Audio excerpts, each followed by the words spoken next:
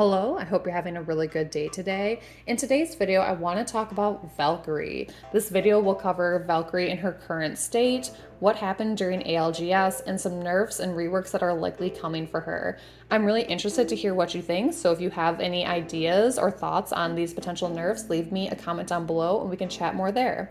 If you don't play a lot of Valkyrie, she can damage and stun enemies from behind cover. She's essentially a jump tower. She can scan and locate enemies while flying above them.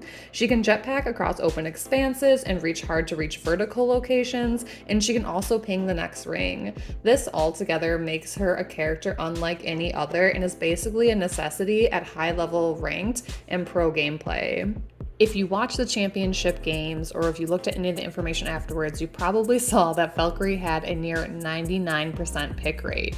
Her actual pick rate was 98.9% with 178 picks in this Pro League championship. In fact, she was so highly picked, only one team composition did not include her, and that team was made up of a Gibby, Horizon, and Seer, and that was only picked twice. Following ALGS, TSM's Dunk tweeted out, "Desperate for a drastic meta change in Apex, less Gibby caustic Valk comps, another competitive map." Josh Medina, a senior producer at Respawn Entertainment, responded, "Working on it, best believe, check mark." Changes have not only been called for at the highest level of play, but also among regular players. Prior to the ALGS championship level games, a post was made on June 18th, 2022 titled Valk is OP. It talked about how Valkyrie's both wide and deep kit has made her a very overpowered character in Apex Legends.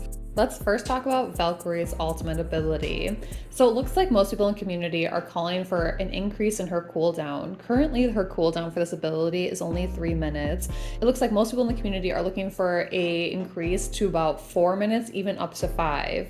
Personally, I think increasing the cooldown from 3 minutes to 4 to 5 minutes would be a good change. It would force players to more carefully consider the timing and location of their rotations. I mean, how many times have we either been the team or fought the team that eventually just Valked out over your head after fighting them? It's really frustrating, and I think it would allow for more competitive and thoughtful gameplay. Next, let's talk about beacon scans. This is actually a really controversial change when it comes to Valkyrie. I can see the argument on both sides. So basically the people who are in favor for removing beacon scans are saying that it's too OP at this point that she's able to scan beacons on top of everything else that she can do. And while I agree with this, I also more closely agree with the opposing side. So the opposing side thinks that allowing Valkyrie to maintain her beacon scans will ensure that teams remain flexible in terms of their composition. This poster here made a really good point that if you take away the beacon scans from Valkyrie, you will still be stuck with a Valkyrie because teams need to make rotations and she's just so good at that. And then you'll be forced then to pick a character that has a beacon scan ability, and you're gonna have a lot less flexibility in the third character that you can pick. Next, let's talk about another aspect of her ultimate. So a lot of people are calling for a reduced height of her ultimate. I've seen a lot of different variations of this. The most common variation is that people are calling for her not to be able to fly over cliffs. So for instance, if you were the team holding a Valkyrie team at a choke point, they would not be able to fly over a cliff and past you. Personally, I think this might be a good change that's worth trying. Basically, it's going to require teams to make rotations earlier and in a more thoughtful manner, as opposed to just hiding behind any choke point, wall, or other object and then just flying over it to the other side. I guess the counterpoint to this is that it might encourage more camping from enemy teams. Enemy teams might be more prone to camping at choke points, knowing that there really is no way now to get around these areas. The next piece I want to talk about are 2 items from her missiles, both the stunning aspect and the damage aspect. People are both asking for removing the stun from her missiles or reducing the damage from her missiles. Personally, I think the better option here, if we're going to work on one, would be reducing the incoming damage.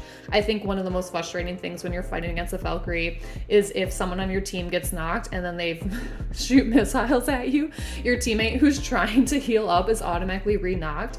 It would be interesting if they reduce the damage on her incoming missiles so she can't just get free re-knocks reworks on teammates. I'm really on the fence when it comes to removing the stun from her missiles.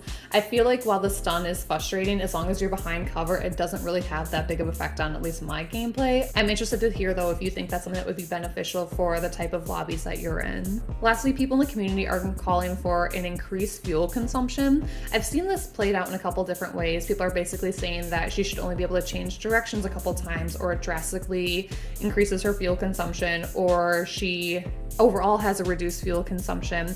I think that there's a lot of different ways that we could go with this here, and I don't necessarily think that her ability to jetpack is a huge issue that needs to be reworked at this point. Lastly, I want to talk on one other item that I saw come up in a lot of different forums about reworking Valkyrie.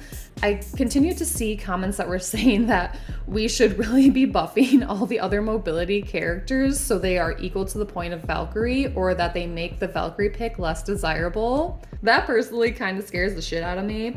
It already is quite terrifying to be a non-mobility character in this game, and I think it would be even more terrifying to have a bunch of Octanes and Wraiths and Pathfinders that have the mobility that Valkyrie does, or that has the toolkit that Valkyrie has.